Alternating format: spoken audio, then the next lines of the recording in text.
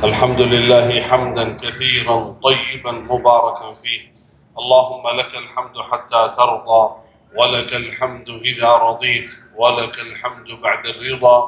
يا ربنا لك الحمد كما ينبغي لجلال وجهك وعظيم سلطانك. اللهم صل وسلم وبارك على سيدنا ونبينا وحبيبنا وشفيعنا محمد صلى الله عليه وسلم. صلى الله وسلم وبارك عليه وعلى آله وصحبه أجمعين. أما بعد, Bapak Ibu hadirin hadirat, pemirsa Damai Indonesiaku TV1 dimanapun berada, semoga ya Rabb selalu dalam keadaan sihat wal afiat dan dalam lindungan Allah Subhanahu wa taala. Amin ya rabbal alamin. Nabi sallallahu alaihi wasallam bersabda dalam hadis sahih, "Innama bu'ithtu liutammima makarimal akhlak." Sesungguhnya aku diutus oleh Allah untuk menyempurnakan akhlak kalian. Berarti akhlak itu sangat penting dalam agama.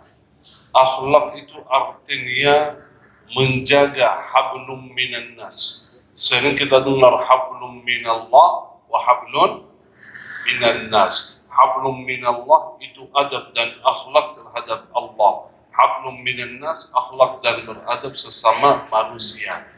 Itu dua-duanya. Ada seorang datang, dengar baik-baik Bapak Ibu, karena banyak di antara kita yang fokus dalam ibadah, dalam taat kepada Allah, apalagi di bulan suci Ramadan, menjaga puasa, bacaan Quran, salat, ibadah sangat luar biasa, tetapi tidak peduli dengan akhlak khususnya sesama terhadap keluarga, tetangga, dan lain.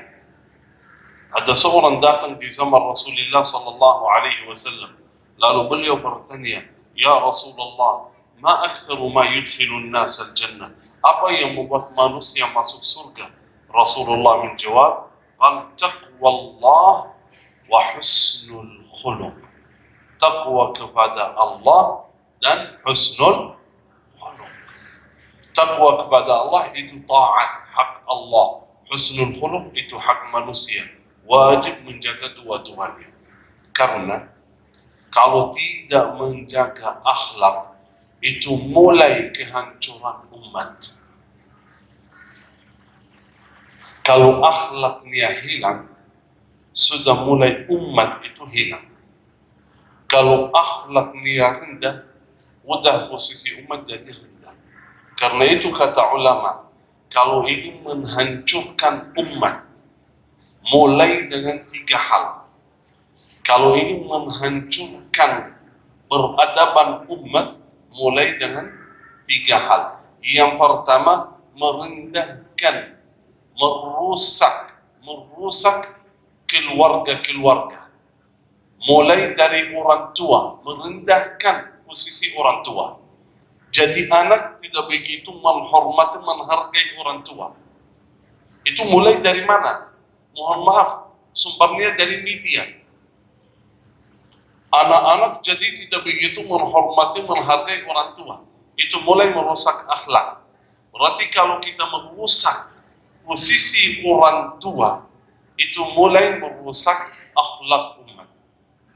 Mulai menghancurkan umat. Yang kedua, rusaklah kurikulum pendidikan.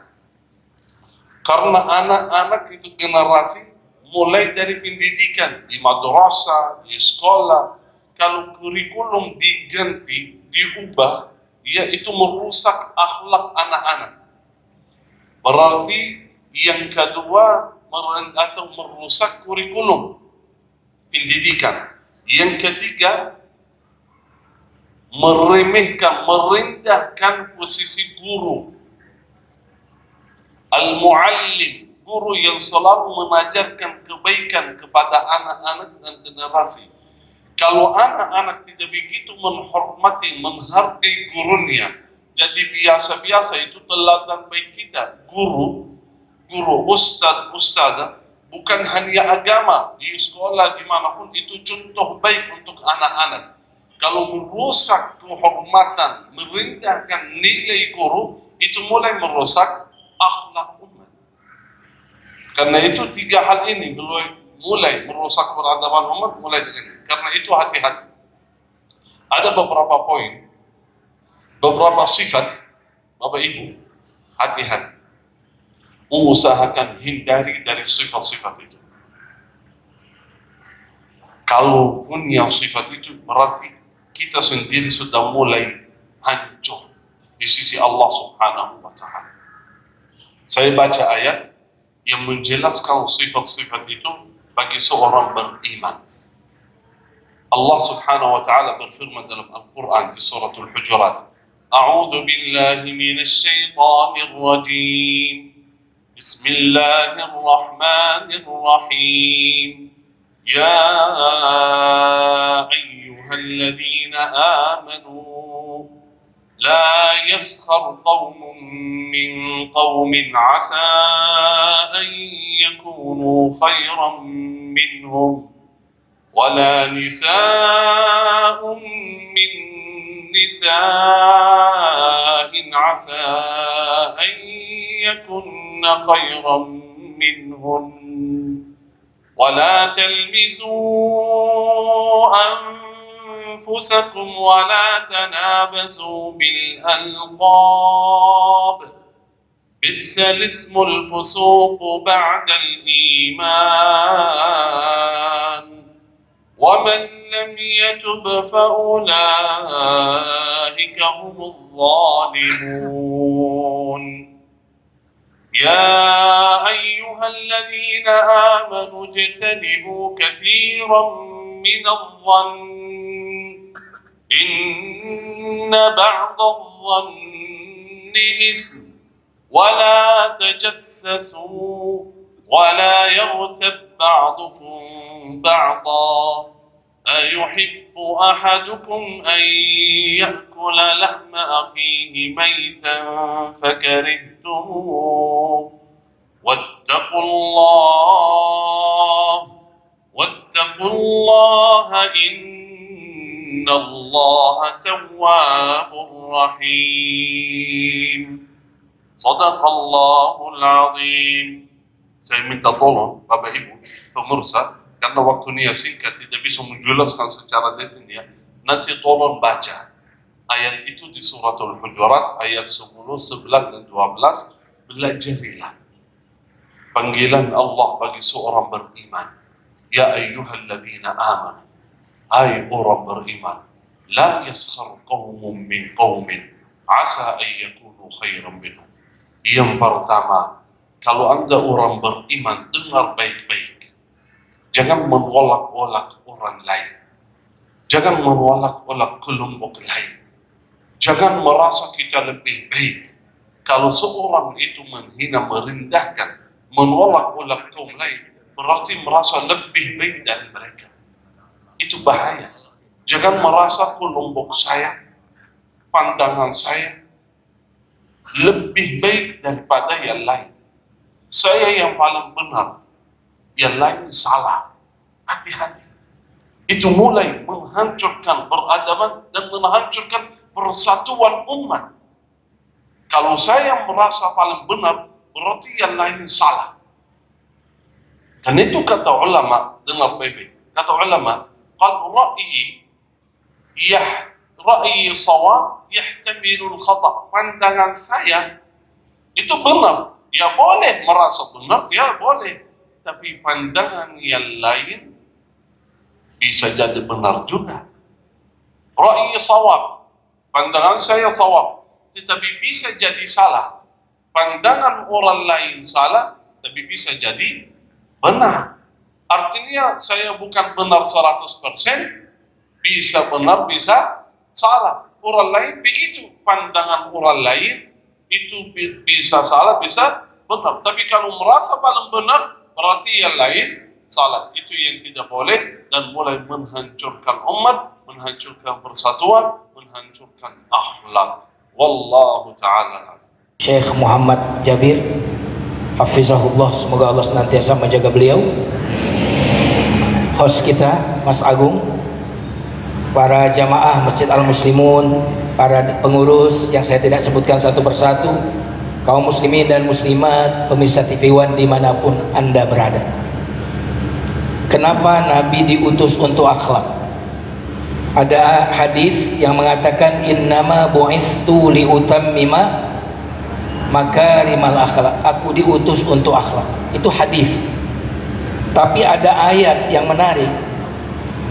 Diutus ternyata bukan untuk akhlak. Wa ma arsalnaka illa rahmatan lil alamin.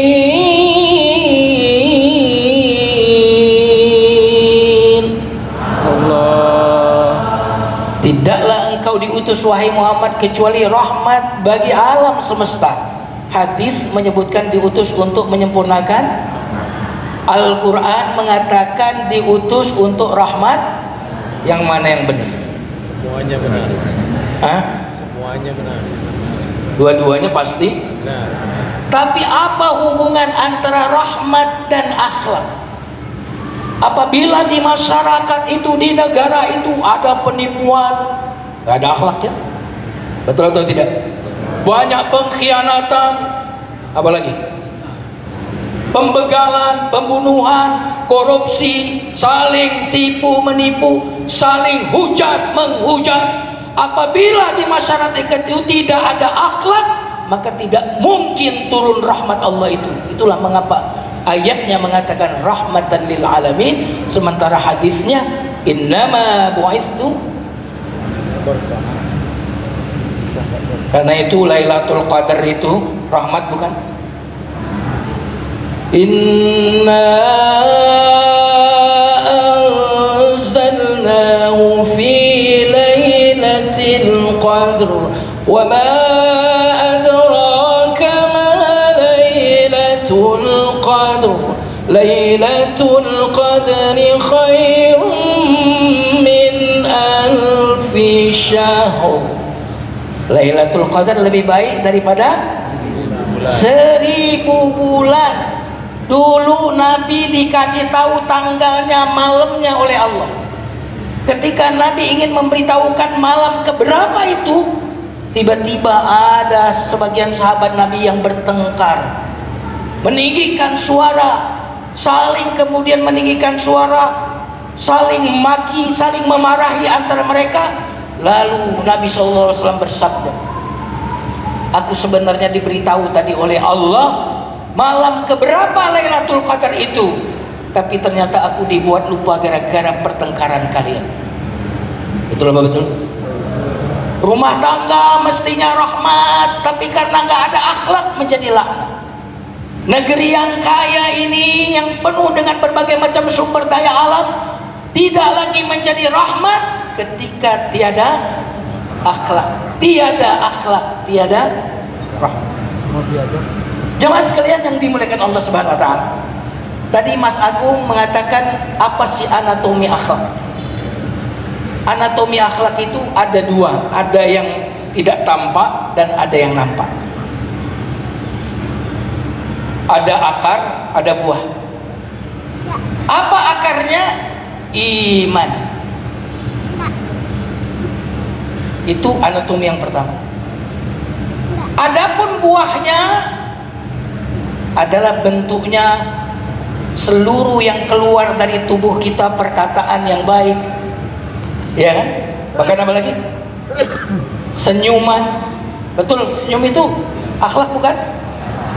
Tabassumuka fi wajhi akhika sedekah. Senyummu di depan saudaramu adalah sedekah. Kenapa? Karena akhlak itu sesuatu, akhlak yang baik sesuatu yang membuat orang lain senang.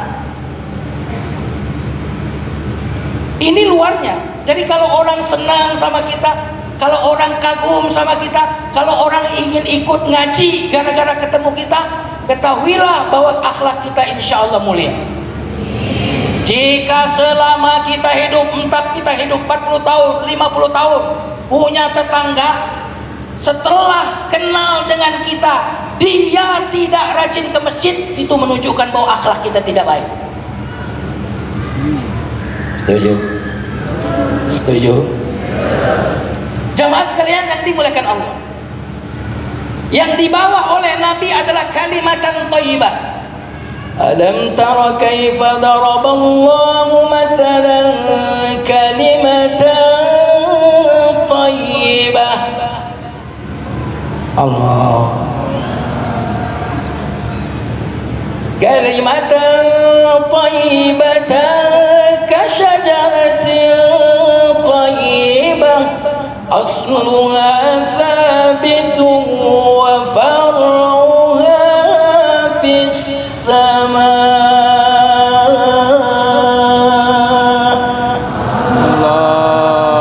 Tidakkah engkau memperhatikan bagaimana Allah memberikan perumpamaan kalimatan thayyibah? Yang dibawa oleh Nabi itu kalimatan la ilaha illallah, itu yang dibawa. Tapi karena yang dibawa ini sesuai dengan perilaku Nabi, ayatnya ngomong apa, perilaku Nabinya pun sesuai, maka kalimatun thayyibah itu punya sihir yang mampu membuat orang lain kemudian tertarik dengan Islam. Orang tidak akan pernah mau rajin ke masjid gara-gara sholat kita, tidak. Orang tidak akan pernah tertarik ngaji, mau masuk Islam dengan puasa kita, tidak. Orang hanya akan tertarik mau ke masjid, mau ngaji ketika jamaah al-muslimun ini akhlaknya baik. Betul atau tidak? Makanya kalau kalimatnya baik, kelakuan kita tidak baik, kalimat baik ini kemudian menjadi tercemari. Coba angkat tangannya, gerakan, gerakan, ikuti gerakan, gerakan. Pegang dagu, dagu.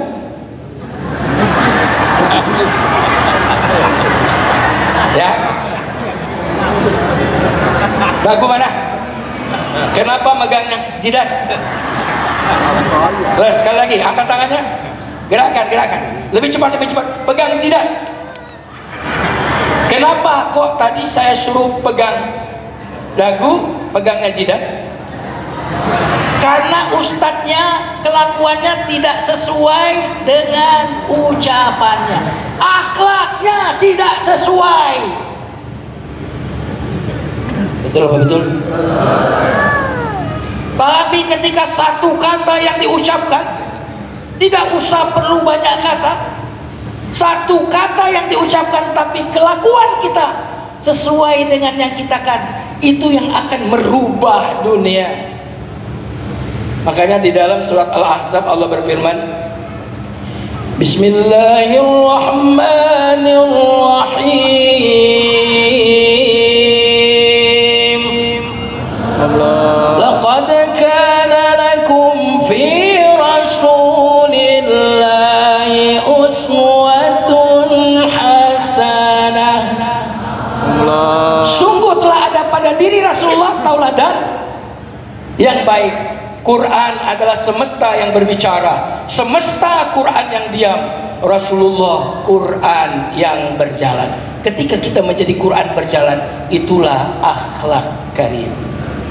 Masya Allah, luar biasa sekali Ustadz Jumharudin. Rasanya Syekhuna. Alhamdulillah, akhlak itu ada dua. Ada satu yang fitrah, anugerah Allah subhanahu wa ta'ala kepada seseorang.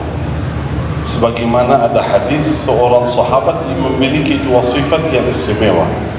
Nabi SAW ketika bertemu seorang itu, kata Rasulullah, fika sifatain yuhibbuhum Allah wa Rasuluh. Anda memiliki dua sifat akhlak yang dicintai oleh Allah dan dicintai oleh Rasulullah, al-hilmu wal-ana. Langsung beliau bertanya, ya Rasulullah, dua sifat itu apakah itu anugerah Allah langsung dari saya atau karena saya yang mencari perjuangan saya?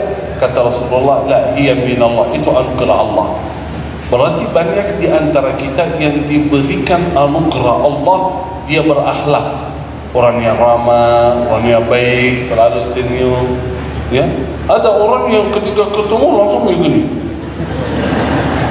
ya, itu beda-beda. Dan yang kedua, Bukan arti itu fitrah itu dari Allah, artinya udah saya begini. Nggak wajib dianjurkan untuk memperbaiki akhlak kita. Ya, marah terus, udah saya begini. Enggak dianjurkan, la taghdab, jangan marah, dianjurkan. Ya, saya begini suka mengolok-olok orang, saya begini, udah karakter saya begini, tidak boleh. Itu musibah, itu dosa, harus perbaiki. Dan memang satu hal baru, makin akhlak kita baik, insya Allah makin dekat dengan Rasulullah sallallahu alaihi wasallam di hari kiamat. Makin akhlaknya buruk, makin jauh dari Rasulullah sallallahu alaihi wasallam. Walaupun seorang itu ibadahnya luar biasa, karena Nabi sallallahu alaihi wasallam bersabda, aqrabukum minni majlisan yaumal qiyamah ahasinukum akhlaqa. Yang paling dekat penduduknya bersamaku di hari kiamat adalah yang paling baik akhlaknya, bukan yang paling baik ibadahnya, bukan yang paling baik puasanya atau qiyamul lail, tapi yang paling baik akhlaknya.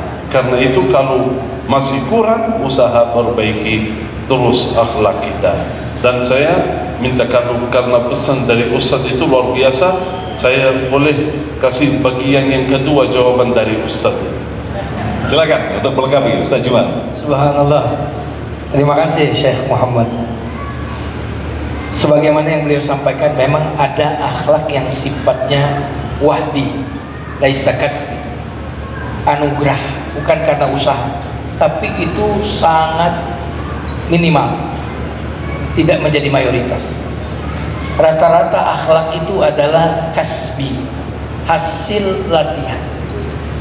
Karena itu Allah berfirman di dalam surat Asy-Syams, wa nafsin wa ma sawwaha fa alhamaha fujuraha wa taqwaha qad aflaha man zakkaha wa qad khaba man dassaha.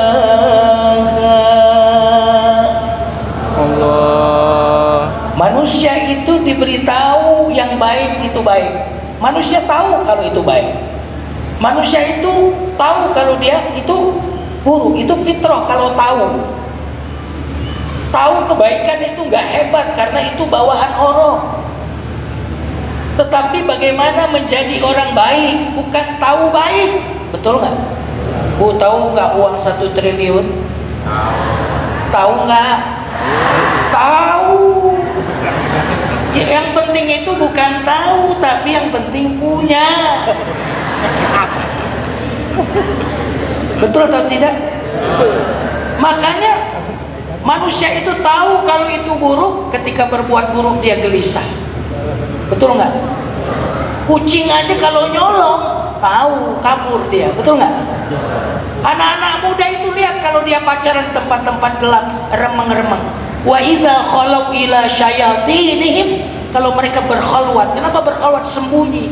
Karena yang namanya keburukan itu harus sembunyi, kebaikan itu terang-terangan. Jadi tahu. Nah, bagaimana yang tahu ini menjadi aktual, menjadi perbuatan? Maka ternyata qad aflaha man zakkaha. Ada orang yang memperbaiki jiwanya sehingga akhlaknya baik. Ada orang yang mengotori jiwanya sehingga akhlaknya buruk. Ini yang menarik, ada kajian dari Kazuo Murakami dalam bukunya The Divine Message of DNA. Saya pikir Mas Agung yang sudah merekomendasinya ke saya waktu itu. Yang menarik kata beliau, seluruh sifat-sifat yang ada pada manusia itu bisa on off, dimatiin nggak bisa. On off. Kayak kita saklar lampu itu kan bisa on, bisa kita off. Di dalam diri kita ini terdapat sifat-sifat baik dan sifat-sifat buruk. Ada semua. Kita ini cinta duit, ada nggak? Terus kita ini ada nggak sifat ingin dengki, ada nggak? Ada semua. Tetapi alhamdulillah kita offin. Makanya wa na'udzu billahi min syururi wa min sayyiati a'mal. Aku berlindung, itu Nabi itu yang mengatakan, aku berlindung dari keburukan semua. Kenapa? Nanti akan buruk amal. Wa min sayyiati a'mal. Karena itulah, karena dia bisa on off, maka lingkungan baik itu akan membuat yang baik jadi on. Makanya kalau kita tinggal di lingkungan orang bersemangat, yang on adalah kebaikan itu sendiri.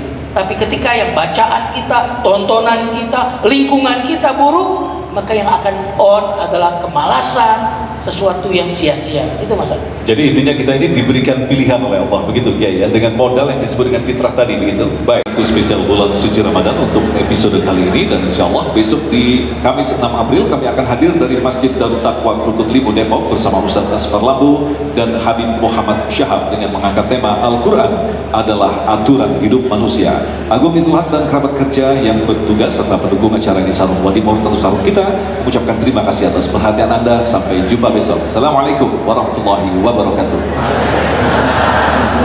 Alhamdulillahi Rabbil Alamin. Allahumma salli ala Sayyidina Muhammad wa ala alihi wa sahbihi ajma'in. Allahumma hdina li ahsanil akhlaq, la yahdi li ahsaniha illa ant. واصرف عنا سيئها لا يصرف عنا سيئها إلا أنت. اللهم آت نفوسنا تقواها زكها أنت خير من زكاها أنت وليها ومولاها. اللهم أعتق رقابنا من النار. اللهم أعتق رقابنا ورقاب والدينا وأهلنا وأبنائنا من النار.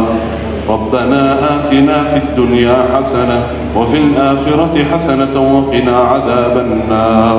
ربنا تقبل منا إنك أنت السميع العليم وتب علينا إنك أنت التواب الرحيم. وصل اللهم وبارك على سيدنا ونبينا محمد وعلى آله وصحبه أجمعين.